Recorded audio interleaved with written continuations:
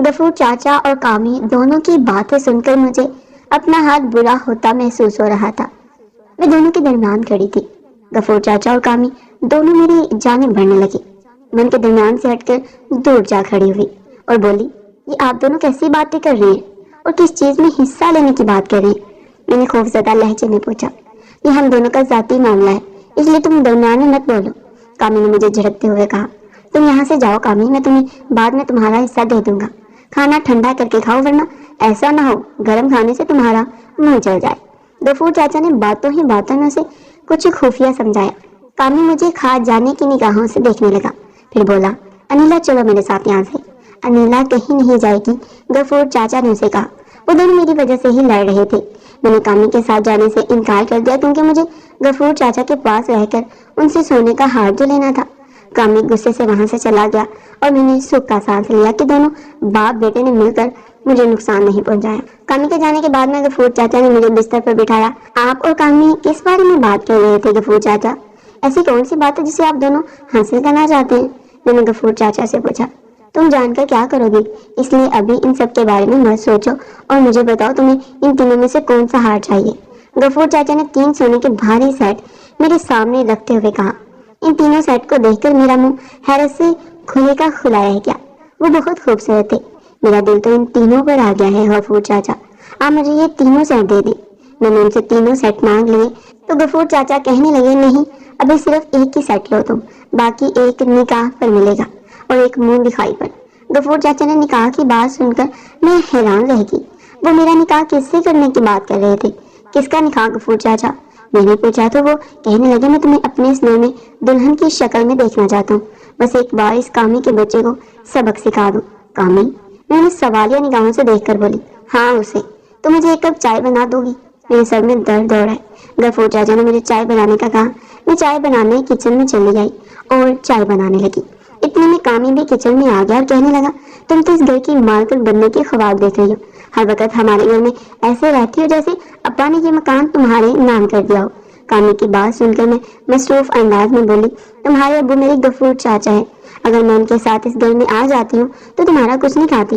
میرے اس سوال پر وہ ہنس پڑا اور بولا، ایک بار میری امی کو واپس گھر آ جانے دو، پھر دیکھنا تمہارے غفور چاچا تمہارے ساتھ کیا کرتی ہیں۔ کامی نے کہا۔ اس کی بات نے مجھے پھر سے حیران کر دیا۔ تمہارے دماغ میں کیا چل رہا ہے کامی؟ میں نے پوچھا۔ تو مجھے اچھی لگتی ہو نیلا، میں تمہارے ساتھ وہ کرنا چاہتا ہوں، مگر تم ہو جو مجھے لفٹ ہی نہیں دیتی۔ آخر مجھ سے کس چیز کی کمی ہے؟ خوبصورتی سے لے کر دولت تک سب کچھ تو ہے میرے پاس، پھر آخر تمہیں اور کیا چاہیے؟ کامی نے مجھے کندھوں سے پکڑا اور میری آنکھوں میں دیکھ کر بولا، مجھے عزت چاہیے کامی، یہ سب کچھ صرف اسی لڑکے کے ساتھ کروں گی جس کے ساتھ میرا نکاح ہوگا۔ میں نے جواب دیا تو وہ کہنے لگا، اگر وہ سب کچھ صرف اپنے شوہر کے ساتھ کرو گی تو پھر سارا دن بند کیمرے میں اپنے غفور چاچا کے ساتھ کیا کرتی ہو؟ مجھے بھی بتاؤ۔ کامی کی باتوں میں مجھے شک کی بو آئی۔ وہ شاید یہ سمجھ رہا تھا کہ میں اور غفور چاچا بند کمرے میں کچھ غلط کہہ رہے ہیں۔ میری چائے بن گئی تھی۔ اسے جواب دیے بغیر چائے کپ میں ڈال کر میں کمرے میں چلی گئی اور دروازہ کھلا رہنے دیا۔ میں نہیں چاہتی تھی کہ کامی میرے کردار پر مزید کوئی سوال اٹھائے۔ شام کے وقت غفور چاچا مجھے گھر چھوڑ آئے۔ میں آج کافی لیٹ ہو گئی تھی۔ امی مجھ پر غصہ ہونے لگی اور بولی، تم دن بھر غفور چاچا کے ساتھ کہاں گھومتی رہتی ہو؟ جانتی نہیں حالات کتنے خراب ہیں آج کل کے دور میں۔ امی نے پریشان لہجے میں کہا، کون سے حالات خراب ہیں امی؟ میں نے پوچھا تو امی افسردہ نگاہوں سے ٹی وی کی جانب دیکھنے لگی۔ خبروں میں دکھا رہے تھے کہ ایک لڑکی کو کس طرح لڑکے نے بیوقوف بنا کر اسے لوٹ لیا۔ کیا امی اب بھی غفور چاچا ایسے نہیں ہیں؟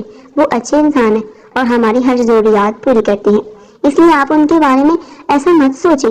میں نے کہا تو امی کہنے لگی، وہ بھی ایک مرد ہی ہے اور غیر مرد پر بھروسہ نہیں کرنا چاہیے۔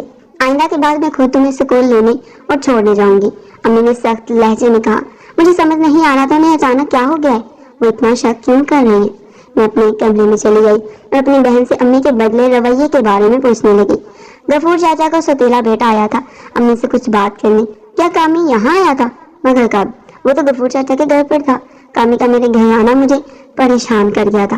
آخر اس نے امی کو ایسا کیا کہا تھا جس کی وجہ سے امی نے مجھے غفور چاچا سے ملنے سے منع کر دیا تھا؟ میں ساری رات اسی بارے میں سوچتی رہی تھی کہ آخر مجھے غفور چاچا پر بھروسہ کرنا چاہیے کہ نہیں، اور کامی کیوں میری امی کے پاس آیا تھا؟ ایسا کیا کہہ گیا جو امی کا بھروسہ ہی اٹھ گیا غفور چاچا پر؟ अगले दिन अम्मी मुझे खुद स्कूल छोड़कर आई और वापस भी लेकर आई। गफूर चाचा शाम के वक्त हमारे घर आए और अम्मी से कहने लगे, मैं अनिला को अपने साथ ले जाने के लिए आया हूँ, कुछ देर बाद उसे घर वापस छोड़ जाऊंगा। गफूर चाचा की बात पर अम्मी कहने लगी, अनिला कपड़े धोने लगी है, इसलिए नहीं जा सकती। मैं तो इसलिए लेकर जा रहा था अनिला को कि उसे घर का सौदा ले दूं। दादी के पास पैसे तो है नहीं और बेटियों की शादी भी करनी है। तुम लोगों ने इस बारे में सोचा है कभी? गफूर चाचा की बात सुनकर अम्मा को खामोशी छा गई। वो न जाने की सोच में डूब गई और बोली, अच्छा ले जाए मगर वक्त पर घर वापस ले आना अनिला को। अम्मी ने कहा तो गफूर चाचा मुझे अपने साथ ले गई। न जाने क्यों मुझे ऐसा लग रहा था कि अम्मा ने मेरा सौदा कर दिया हो गफूर चाचा से। वो मुझे घर ले आए और कहने लगे, ये लो जोड़ा, इसे पहन लो। खूबसूरत जोड़ा देखकर मैं खुश हो गई और उसे गफूर चाचा के हाथों से ले लिया। आप ये जोड़ा मेरे लिए क्यों लाए हैं गफूर चाचा? हम किसी शादी पर जा रहे हैं, इसलिए अब तुम जल्दी से तैयार हो जाओ, गफूर चाचा ने कहा। मैं कमरे में तैयार होने चली गई। सूरत लिबास में मैं बहुत खूबसूरत लग रही थी। मैं जैसे ही लाउंज में आई, वहाँ मौलवी साहब भी मौजूद थे और गफूर चाचा भी। कुछ देर बाद कामी भी वहाँ आ गया। उसे अचानक वहाँ देखकर गफूर चाचा परेशान हो गए और बोले, तुम यहाँ क्या कर रहे हो कामी? तुम तो अपनी माँ बहन के पास दूसरे शहर गए थे ना? मेरे जाने की जरूरत नहीं पड़ी, अम्मी खुद ही घर वापस आ गई है। कामी के जवाब ने गफूर चाचा के चेहरे की रंगत उड़ा दी। बीवी के जिक्र पर उनका माथा पसीने से भीग गया। इतने में गफूर चाचा की बीवी भी वहाँ आ गई। उन्हें मैं पहली मर्तबा देख रही थी। उनके साथ 2 बॉडीगार्ड देखकर मुझे उनकी ताकत का अंदाजा हो गया था। यहाँ किसका निकाह हो रहा है? उन्होंने सख्त लहजे में पूछा। वो गफूर चाचा कुछ कहने के लिए सोच में पड़ गए। मैंने बोलने के लिए लब खोले ही थे कि कामी बोल पड़ा, मेरा और अनिला का निकाह हो रहा है अम्मी। कामी की बात सुनकर गफूर चाचा मुझे हैरानी का झटका लगा। उनकी बात ही उन्हीं पर पलट गई थी। क्यों गफूर, कामी सच कह रहे? गफूर चाचा की बीवी ने पूछा। हाँ ये सच है, कामी और अनिला एक दूसरे को पसंद करते हैं, उन्होंने बेदिली से कहा। मैं सारा खेल समझ रही थी। गफूर चाचा बीवी के सामने डरी हुई बिल्ली बने थे। उसका यही मतलब था, ये सारी जायदाद कामी और उसकी माँ की थी, इसलिए मैंने निकाह से इनकार नहीं किया। कुछ देर बाद मेरे माँ बाप की मौजूदगी में मेरा निकाह हो गया। मेरे निकाह के बाद कामी ने मुझे सब सच बताया कि गफूर चाचा की मुझ पर गंदी नीयत थी और कामी मुझसे सच्ची मोहब्बत करता है। ये बात उसने अपनी और मेरी वालिदा को बता दी। मैं इन बातों से अनजान होकर गफूर चाचा के हाथों फंसने वाली थी, मगर मेरी किस्मत मेरा साथ दिया और मैं नौकरानी से दानी बन गई।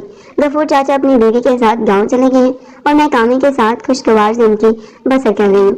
नाज़रीन, अगर आपने इस कहानी का पहला पार्ट नहीं देखा तो आप मेरे चैनल पर जाकर गफूर चाचा के नाम से इसका पहला पार्ट देख सकते हैं।